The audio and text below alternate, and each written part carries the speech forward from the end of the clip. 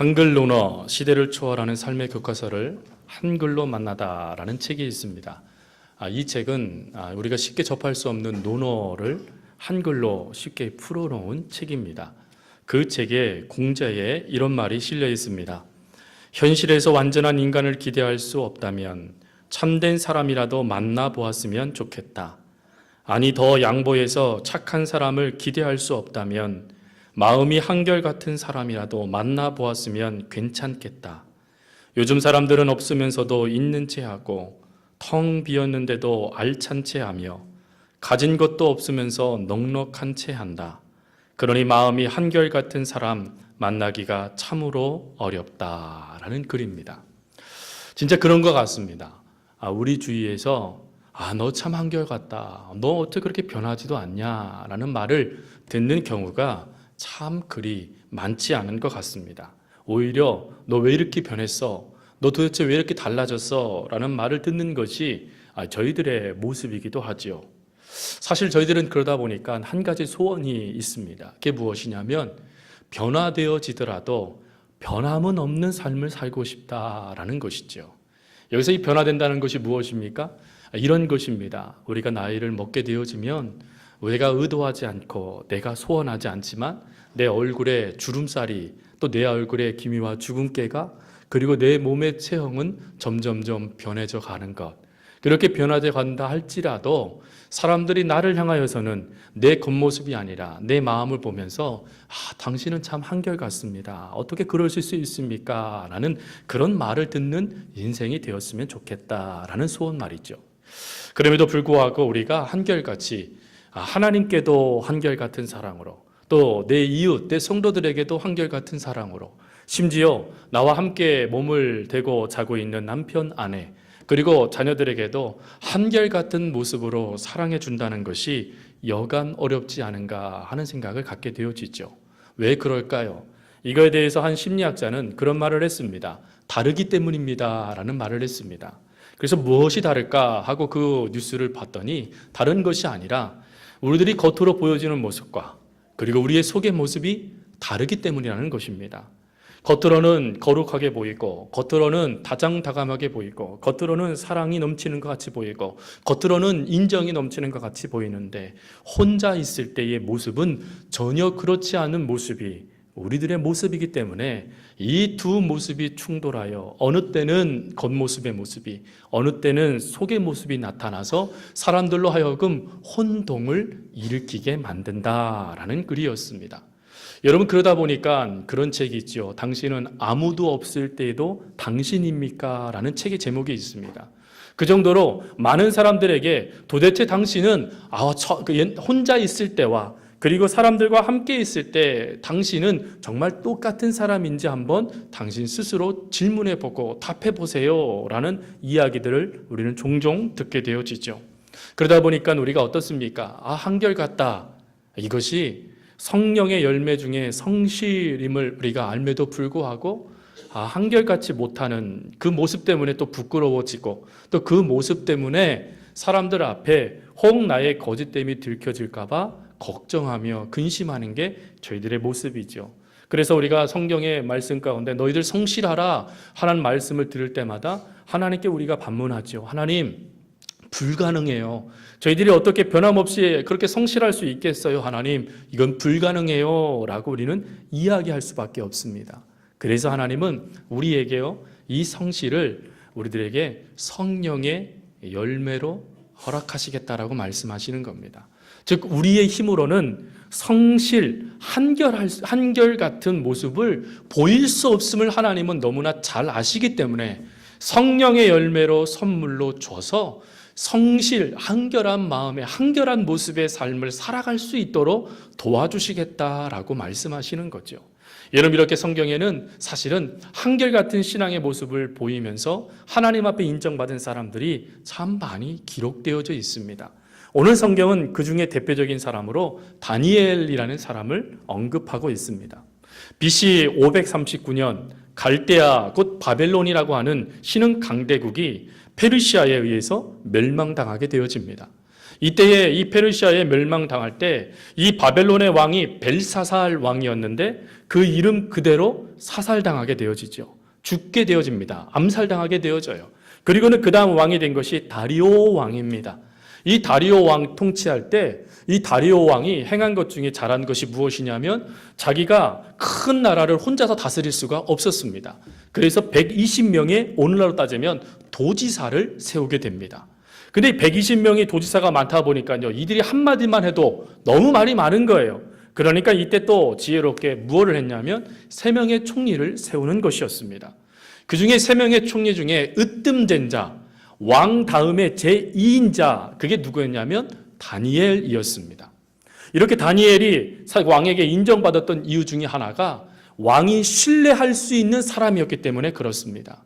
많은 역사학자들은 다니엘이 도대체 무엇을 신뢰할 수 있을까를 얘기했을 때 그는 출신도 없고 그는 그 주변에 사람도 없었다라는 것입니다. 인척도 없고 친척도 없고 그를 아는 사람이 아무도 없기 때문에 그가 반란을 일으키던 그가 어려움을 통하여서 왕을 시험케 할 수 있는 모든 근간이 되는 힘이 없었다라는 것입니다.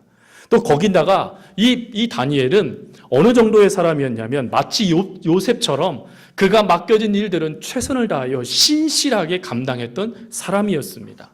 이렇게 신실함으로 도덕적으로도 윤리적으로도 흠이 없이 열심으로 왕을 바라보며 그 나라를 생각하며 움직였던 모습을 보면서 왕은 내가 저 사람만큼은 믿을 수 있겠다라고 신뢰했고 그에게 으뜸과는 그에게 명예를 그에게 허락해 줍니다. 그 명예를 받고 이 다니엘이 정말 하나님의 은혜 가운데 평안한 삶을 살아갑니다. 근데 문제는 무엇입니까? 오늘 본문 말씀에도 나와 있듯이 세상은 이런 사람들을 그대로 두지 않는다라는 것입니다.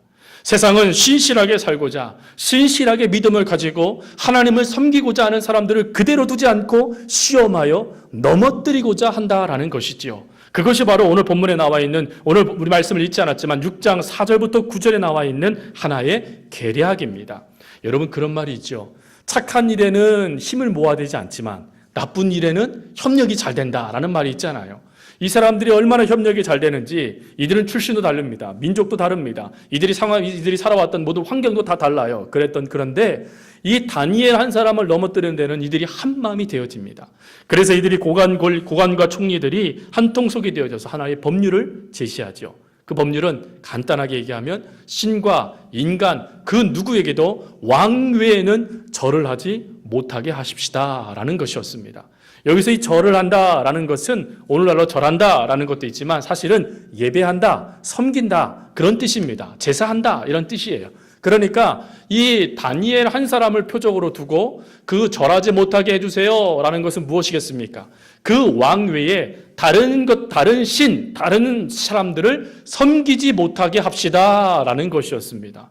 여러분, 이거 얼마나 좋은 말입니까? 여러분들이 대통령이 됐는데 옆에 있는 총리들, 많은 장관들이 대통령님, 사람들이 3달 동안 대통령만 바라보고 감사하게 하는 거 한번 만들면 어떻겠습니까? 여러분, 이거 혹하지 않겠습니까? 그래서 이 다리오 왕이 그래 한번 해보지 뭐 하고 도장을 딱 찍어요. 여러분, 이때 도장을 찍을 때 다니엘은 총리였습니다. 그럼 여러분, 이때 총리로서 이것이 자기를 향한 표적이라는 것을 안다면 보통 같으면 자기의 권력이 있어요. 보통 같으면 왕이 자기를 신뢰해요. 그러면 어떻게 이야기하겠습니까? 왕이요, 그거 가당치도 않습니다. 그거는 있을 수 없는 것입니다. 왕이요, 물론 왕을 잘 섬겨야 되겠지만 그렇게 해서는 안 됩니다. 그러면 신도 노하고 그리고 잘못하면 문제가 커질 수 있사오니 그리고 신사숙고해 주십시오 라고 말해야 되지 않을까요? 그런데 다니엘은 어떻게 했다고요? 중요한 것은 어떠한 말도 하지 않았다는 것입니다. 여기서 우리가 한 가지를 기억했으면 좋겠습니다. 여러분, 신실하게 예수 그리스도를 믿어서 삶을 살아가시는 것 참 잘하시는 것입니다. 하나님께서 축복하실 것입니다. 그러나 여러분, 우리가 신실하게 살고자 애를 쓰면 애를 쓸수록 만사 형통하지 않는다라는 것을 기억하셔야 됩니다. 그리고 우리가 신실하게 살고자 애를 쓰면 쓸수록 세상은 그런 그리스도인들을 그대로 내버려 두지 않는다라는 것을 기억하셔야 됩니다. 그게 다니엘에게 있어서 찾아볼 수 있는 모습이죠. 하지만 이럴 때에 보통 사람 같은 경우면 이 30일 동안 왕의 칙령이 딱 주어졌으니까 어떻게 해야 될까요?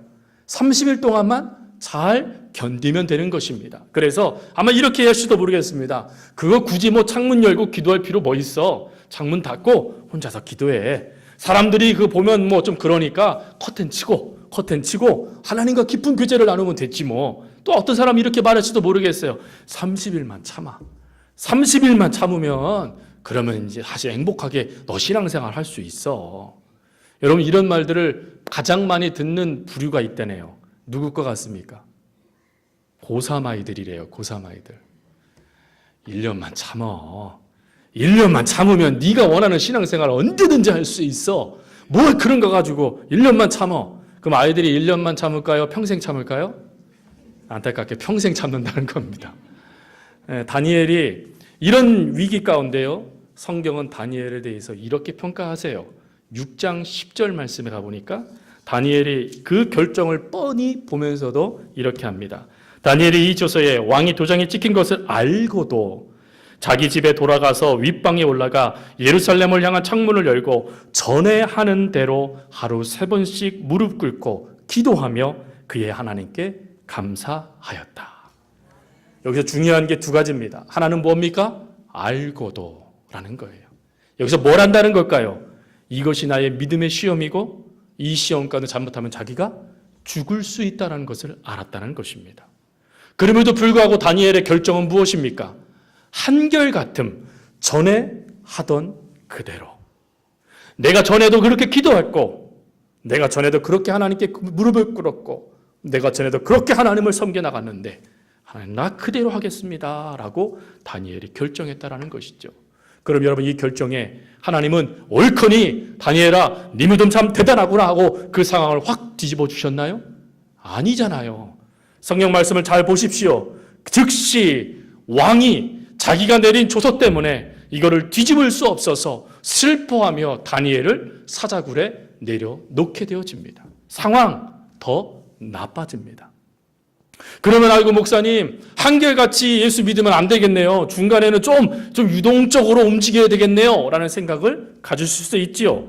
하지만 여러분 다니엘의 위대한 점은 전 뭘까를 고민해 봤을 때 그는 한결같이 그 어떠한 말도 하지 않았다는 것입니다.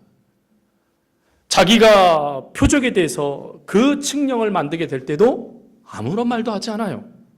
사자굴에 잡혀 들어갈 때도 그러나 아무런 말도 하지 않습니다. 즉 그 어떤 상황 가운데서도 다니엘에게 무엇인가 독특한 하나의 모습이 다니엘로 하여금 이 모든 상황 가운데 인간의 소리가 아닌 하나님을 간증하는 놀라운 고백을 할 수 있게 만들었다라는 것입니다. 물론 지금 우리는 말씀을 통해서 우리가 이미 알고 있기 때문에 다니엘이 사자굴에서 나오게 되어졌고 그 대적들이 다 사자굴에 들어가서 다 죽게 되었다라는 것을 알 수 있습니다. 그러나 저희 성경에서 하나님께 저희들에게 주시고자 하실 말씀은 다니엘에게 하나님께서 무엇을 주목하여 보셨기에 그 상황 가운데 이렇게 위기의 순간을 간증의 기회로 바꾸셨는가 하는 것이죠. 오늘 그것을 본문 말씀을 가지고 3가지를 살펴봅니다. 첫 번째로는 함께 따라 보겠습니다. 한결같은 믿음. 특별히 23절 말씀 하반절에 보면 이렇게 되어 있습니다. 이는 그가 자기의 하나님을 믿었습니다. 자기 하나님을 믿었다는 거예요. 여러분 어머니 하나님 믿었대요? 아버지 하나님 믿었대요? 목사의 하나님을 믿었대요? 제사장의 하나님을 믿었대요? 아니요. 자기의 하나님을 믿었다라는 것입니다. 그러면 다니엘에게서 하나님은 어떤 분이셨다는 것이지요. 그것을 말씀하시는 것이 무엇이냐면 대신하여 살아주신 분이었다라는 것입니다. 다니엘은 노예였습니다. 여러분 노예가 총리가 될 수 있습니까? 다니엘서를 봤으니까 될 수 있다라고 말씀하실 겁니다. 그러나 여러분 어떻습니까? 오늘날 흙수저라고 말하는 사람들이 금수저에 올라갈 수 있는 확률이 몇 %나 될 것 같습니까? 불가능하다라고 합니다. 가능치 않대요. 그런데 여러분 이게 가능해졌다라는 거예요. 더군다나 왕이 3번이나 바뀌었습니다. 나라가 3번이나 바뀌었습니다. 그런데 놀라운 것은 그때마다 다니엘은 총리였습니다. 여러분 이게 어떻게 가능하겠냐는 것이지요. 이게 가능해진 이유가 하나님이 자기와 자기를 대신하여 살아주셨던 은혜 때문이었다라는 것입니다. 이것을 경험하다 보니까 다니엘에게 강하게 역사되어지는 영적인 힘이 발생되어집니다. 그게 뭐냐면 믿으면 되는구나. 내가 하나님을 믿으면 하나님이 역사하시는구나 라는 믿음이 다니엘에게 역사되어졌다라는 것이지요. 여러분, 아틀란타에 유명하신 목사님이 한 분이 계세요. 그분이 찰스 스탠리 목사님이십니다. 이분은 설교의 대가이십니다. 이분은 설교를 통하여 예수 안 믿는 사람들을 변화시키는 탁월한 능력을 가지신 분이세요. 근데 이분이 부목사 때 어려움을 당하게 돼요. 부목사 때 미국은 우리나라랑 좀 다르죠. 미국은 운영위원회라는 것이 있습니다. 교회에.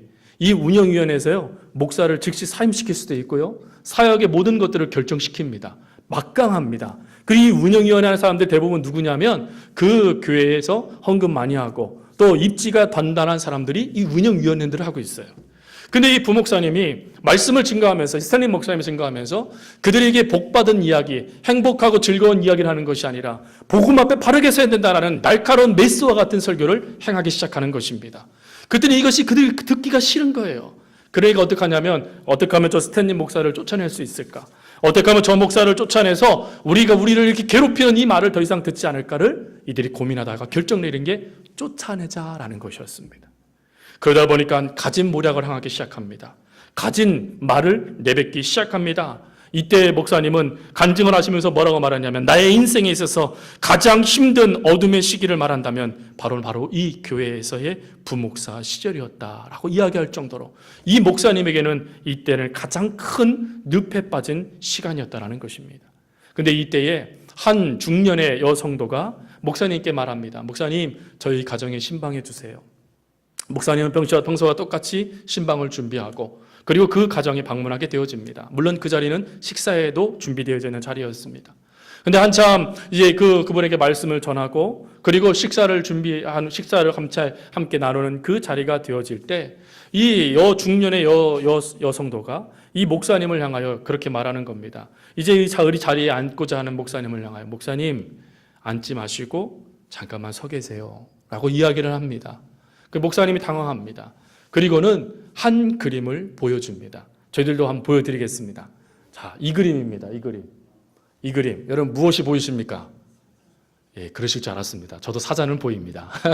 그럼 또 뭐가 보이십니까? 빨간 옷 입은 사람. 누구겠습니까? 예, 다니엘입니다. 다니엘. 그래서 이 스탠리 목사님이 설명을 했다는 거예요. 어떤 사자는 하늘을 보고 있고, 어떤 사자는 땅을 보고 있고, 어떤 사자는 다니엘을 보고 있고, 그 밑에 보니까 뼈도 있고, 막 이런 얘기를 막 합니다. 그런데 이 중년의 여성도가 더 이상 이 말씀을 듣다, 목사님, 그거 말고 다른 건 안 보이세요? 다른 건 안 보이세요? 라고 계속 물었는데, 이 스탠리 목사님은 최선을 다하여 이 중년의 여인이 말하는 듣고 싶은 말이 무엇인지를 이 그림을 보면서 설명해 나가기 시작했다라는 것이죠. 그러나 결론은 이 중년의 여성도가 듣고 싶은 말이 아니었다라는 것입니다. 그래서 마지막으로, 목사님 더 이상 아무것도 안 보이시나요? 라고 물었을 때 스탠리 목사님이 이렇게 말했답니다. 글쎄요, 안 보이는데요. 그때에 이 여성도가 이렇게 얘기했답니다. 목사님, 자세히 보시면 알겠지만 제가 목사님이 봤으면 하는 것이 있습니다. 그것은 다니엘이 그 시선이 사자를 향하고 있지 않고 하나님을 향하여 있었다라는 것입니다. 라는 그런 이야기였습니다. 진짜 그렇죠. 보시면 아시겠지만 다니엘의 시선이 하늘을 향하고 있습니다. 여러분, 믿음이 무엇일까요? 상황, 환경, 여건 변화되어지면 믿음이 달라지나요? 아닙니다. 다니엘은 여전히 사자 굴 속에 있습니다. 사자들이 그 주변에 어슬렁거리고 있습니다. 그 주변에는 먹다 남은 뼈들이 줄비하게 있었을 것입니다. 이 모든 상황 가운데 다니엘은요, 위축되지 않아요. 오히려 이때에 다니엘의 눈에는 누가 들어오기 시작하냐면 하나님이 들어오기 시작했다라는 것입니다.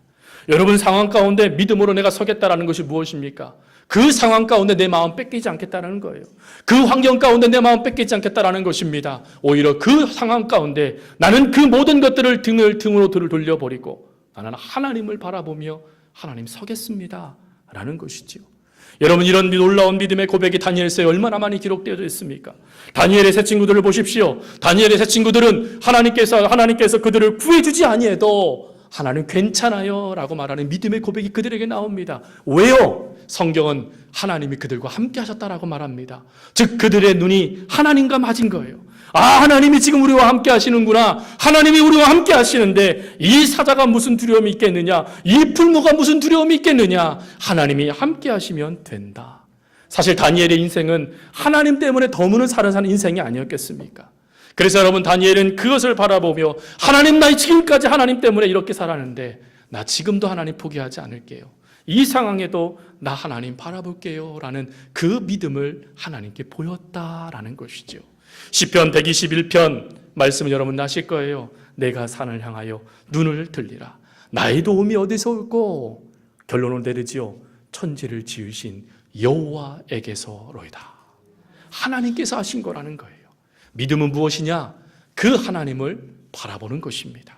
두 번째로 이 다니엘의 놀라운 방법은 무엇이었냐면 그는 한결같이 기도하였다라는 것입니다. 여러분, 이때 다니엘의 나이가 80세입니다. 어떤 분이 그런 얘기를 하셨대요. 성경을 막 연구하다가 다니엘이 80세니까 사자굴에 들어갈 만하네 그랬다는 거예요. 왜? 살 만큼 살았으니까. 죽어도 괜찮다는 거예요. 근데 우리 어르신들, 지금 하나님께서 이제 그만 죽어라 그러면 서운하시겠습니까? 아멘 하시겠습니까? 서운하지요. 여기서 아멘 하시는 분들이 몇 명 있으시겠어요? 저부터도 서운할 것 같은데요. 다니엘이라고 안 서운할까요? 아마 하나님께서 그렇게 하랬다면 아마 다니엘은 했을 겁니다. 왜요? 그는 하나님 때문에 덤으로 사는 인생이었거든요. 그랬을 겁니다. 그런데요, 이런 상황 가운데 나이가 80이 되었을 때도 다니엘이 한결같이 보여준 모습이 하나가 있었다라는 것입니다. 그것이 무엇이냐면 기도하는 모습이었다라는 것입니다. 여러분, 대적이요, 이 다니엘을 참수했던 사람들이 다니엘이 그렇게 해나 안 해나를 쉽게 확인할 수 있었을까요? 어렵게 확인했을까요? CCTV 봤을까요? 아니면 간자 숨겨놔서 이렇게 조사를 받았을까요? 눈으로 그냥 볼 수 있었을까요?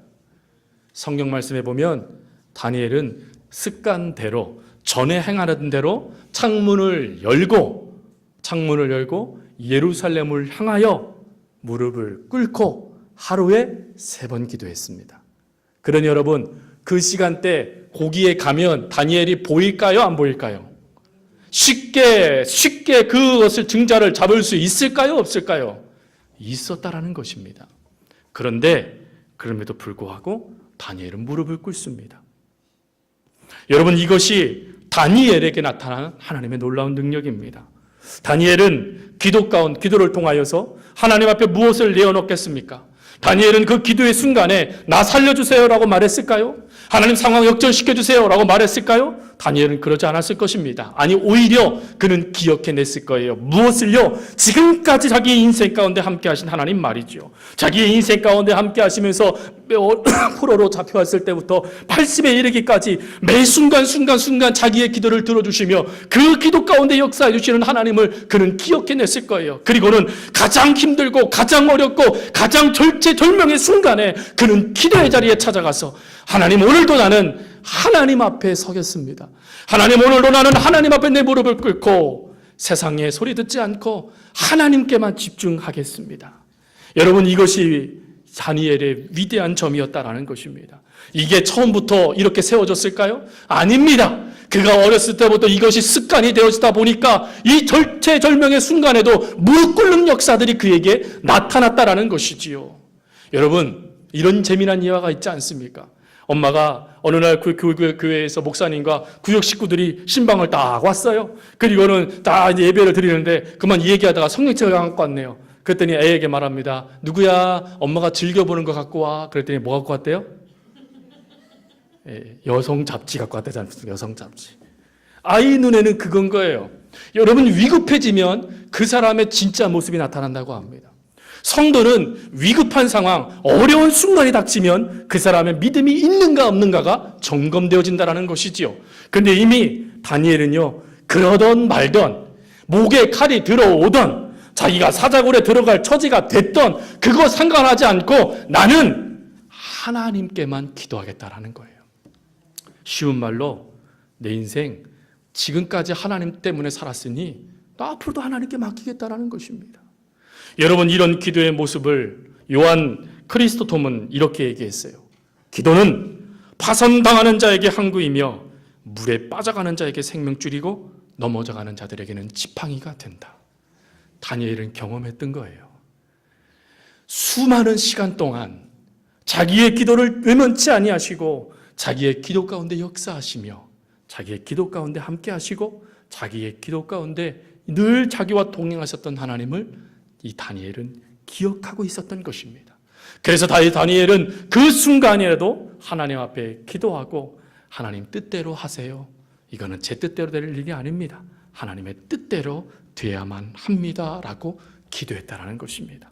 그리고 더 놀라운 것이 무엇입니까? 세 번째로 우리가 주목해 봐야 돼요. 그것이 무엇이냐면 그의 기도의 내용입니다. 보통 같으면 사자의 이빨을 다 뽑아주세요. 발톱을 다 없애주세요. 물어도 안 아프게 해주세요. 뭐 이런 거 기도해야 되지 않습니까? 아니면 사자가 다 벌써 제가 들어가기 전에 하나님 다 잠을 다 재워주세요. 제가 조용히 있다 나올 테니까 하나님 다 상황을 만져주세요. 아니면 하나님 저 좀 살려주세요. 하나님 왜 나에게 이런 고통을 주세요? 이럴 거 아니겠습니까? 그리고 하나님 갚아주세요. 저 원수들. 이러지 않겠습니까? 근데 다니엘은 뭐 했다고요?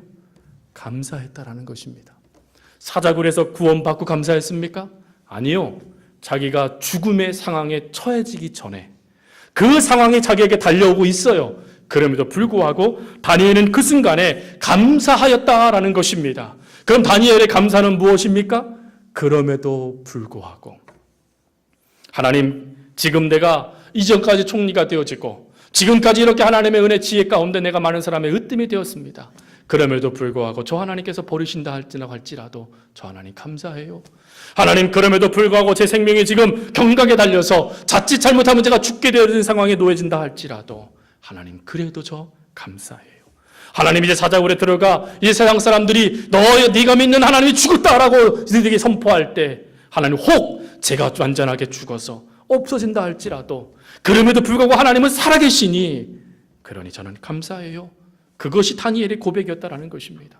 그래서 다리오 왕은 다니엘에게, 사자굴 속에 있는 다니엘에게 이렇게 말합니다. 사실은 하나님이 너를 구원하였느냐? 사실은 하나님이 너를 지켜주셨느냐? 라고 이야기합니다.